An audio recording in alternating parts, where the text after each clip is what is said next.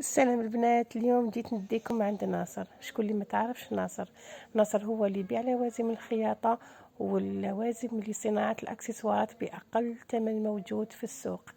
تلقاوه برك في غيط لالير في سحتو. هذا كيفاش تروحوا ليه؟ تهبطوا في المترو في لاري تاع علي بومنجل، تخرجوا من السوق بوزرينه، تهبطوا لغيط لالير، تدخلوا القواص اللي على يدكم اليمنى، تهبطوا ماهيش بزاف بعيده، تمشوا واحد 100 متر كاين حانوت تاع اكسسوارات يجي تحت القواص على الطريق واسمو سياتكس.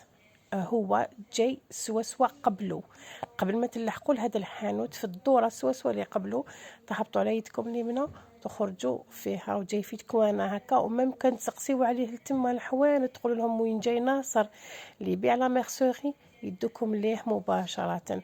تصيبوا عنده كل خير، اللي سماه ما غارت عليه بابا ما غلطش. تلقاو عنده كل خير، تلقاو العقاش، تلقاو الخيوط، تلقاو الاكسسوارات، تلقاو القفالي. قولوا له فقط جينا من عند زهره وراح يزيد يتهلا فيكم وينقص لكم في السعر.